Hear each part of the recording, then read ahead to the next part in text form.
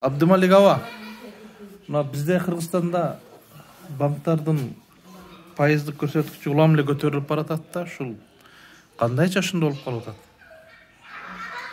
Анан банктар аябай көбөйүп баратат. Демек булар пайда көрүп атат да. Ошон үчүн көбөйүп атат да. Банктар көбөйүп кетти дегенде туура. Азыр бир 700-800ге жакын эле жанагы не финансовый, кредитный союз дегендер эле бир 800ге жакындап калды. Банктар 23. Бирок ошо 23 банктын менимче, менин информациям боюнча 14-ü баягы иностранный капитал да, биздин банктар эмес. Алар келип алган бардыгы пайда үчүнчү.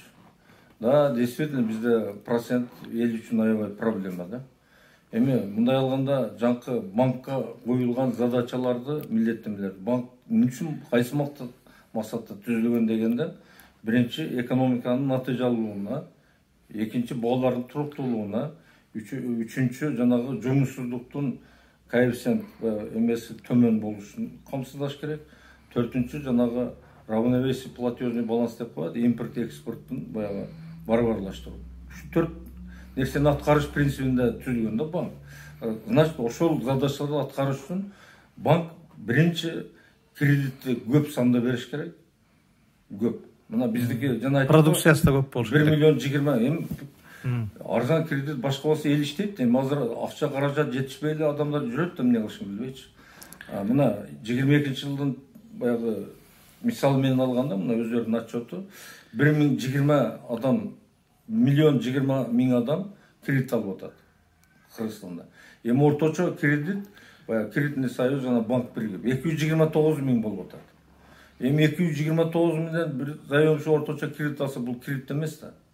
Бу жерде миллион болуш керек. Экономика иштеш үчүн акча болуш керек да. Банктын негизги максаттарын дагы айтып коеюн. Бири ушул экономиканы акча менен камсыз кылыш да.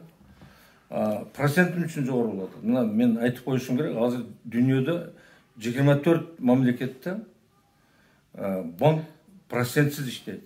Проценти жок. Банктар только кредитти процентсиз берет. Олар баягы башка банк услуга жана перевод андай мындай ошолордун эсебинен жашайт. Өздөрү жашайт, Өздөрү жашайт. Банктын содержаниясы бүт бардыгы ошо менен эле жашап, прибыль алып пайда кылышып атат да. Бизден баягы ач калгандай эле баягы бүт мыйзамдар иштебейт, башка кылбайт, каалаган пайызын коет. Мыйзамды такташ үчүн мыйзамдар да бар. Баягы мисалы үчүн мыйзамда жазып атат. Баягы пайыздар, негизги сумма, проценти башка баягы каяктан ошол достоверный, недостоверный, баягы антимонополиянын максаты ошол да. Ошону тактап бериш керек, бергенге кардарды ошол пайызга ынандырыш милдети ошону так жазылып турат да мыйзамда. Банктарга жүктөлгөн да.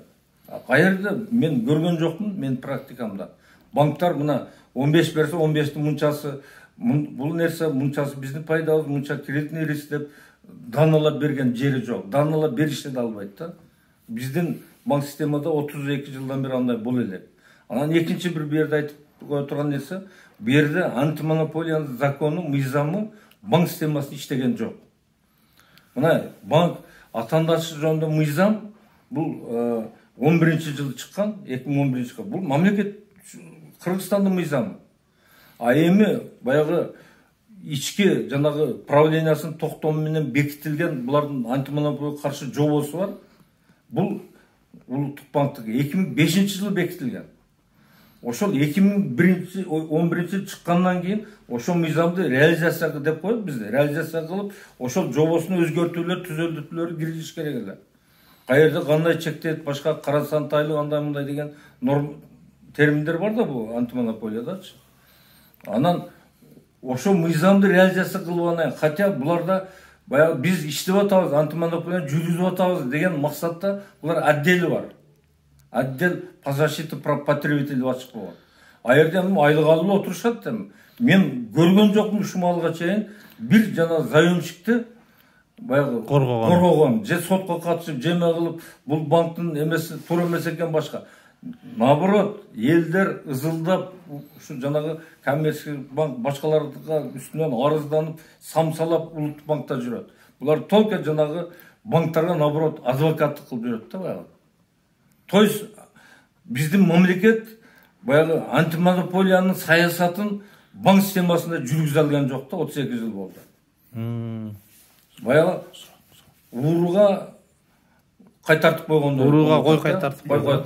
Карышкырга кой кайтартып. Карышкырга кой кайтаргандай да. Абдумалик агай анан бир суроода ушу жанагыдай банктын үстөккө босток пайыздык ставкасы болот атпайбы? Ошону азайтыш үчүн кандай ыкмаларды сунуштайбыз? Биз ошол антимонополиянын мыйзамдарын, нормаларын алып туруп, баягы чектөө, карасантайлык, башка дегендерди коюш керек да. Мен айттым го, банктын мыйзамында жазылып турат.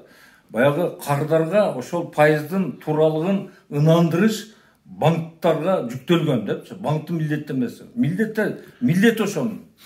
Бирок мен ушул малга чейин сотко барасызбы? Бир да банктын ошондой тактап бергенин көргөн жокмун. То есть бу жерде эми баягы байкуш заемщиктерди заштап алган эч ким жок да биздин Кыргызстанда. Мына экс чиновниктер, азыркы иштеп аткан деле чиновниктер, депутаттар микрокредиттик компанияларды ачып алышты да. Демек пайда көрүп атышат, э? Мисалы, кимдин мен ошо айтып атпаймынбы, жана банктын саясатын эме кылганда анан ошо тур суроо болуп калды азыр жанагы. Банктардын пайызын көтөргөнгө дагы бир мыйзам өбөлгө болгон да. Жанагы эмелер боюнча сүткорлук мыйзам бар го. 13-чы алынган 163 номер мыйзам. Ошондо дагы карасаң эми депутаттардын ушундай эмелигичи. Баягы улуттук банк баягы аерде предельно допустим процент берет да. Улуттук банк аныктаган пайызга 15 кошулуп эсептелет да. 15 эмне бул? Көрдүңбү? Жөндөкө кошуп койгон да. Значит, ошондо улуттук банк мисалы аныктаса, орточо банктардын пайызы 10% болсо, анан 15-ти койсо 25 болуп калат да. Значит, любой банк 25-ке бере берет. Эми ошол эмени баягы ушул малга чейин бир чечилген жок да. То есть азыр бизде ушу элдин кызыкчылыгын коргогон, кызыккан эч ким жок да. Сиздин тажрыйбаңызда ушу банк тутуп алган жарандар болдубу? Мисалы, насыя берип анан күйүп кетип, бизде жана бир тараптуу насыя алуучу гана күйүп атпайбы, банк эч качан күйбөйт да. Туура айтып атасың, бул сурооңа туура. Бирок акыркы мезгилде анча-мынча утуп атабыз. Мен эми көбүнчө доверенность менен эме кылып атам. Мен эми биринчи, экинчи инстанцияга катышкан жокмун. Эми жогорку сотко келгенде вынужден кайрылышат. Биринчи эме инстанциядагы, экинчи инстанциядагы баягы мыйзамсыз чечимдерди чыгарып берген. Бул жерден анан буздуруп кайтарып атабыз. Мындай случайлар анча-мынча болуп атат. Бирок массовый эмес. Анан берде банк мыйзамын эме кылганда дагы мындай деп эметиш керек да. Судьялар көбүнчө эле мындай некомпетентный да. Даже бул банктын мыйзамдары эле эмес, алар даже процессуальный эмелерди эле көп билбеген соттор бар да. Даже процессуальный деп жанагы процесстик баягы эрежелерди бузгандар аябай көп да. Сиз эмне сунуштайсыз эми ушул көйгөйдү чечиш үчүн, жогорку пайыздарды түшүрүш үчүн? Мен бир эле нерсе сунуштайм, бул эми бул элдин талабы ушул, бизге только ушу мыйзамдар так иштесе да. Мыйзамдар эле так иштесе болот.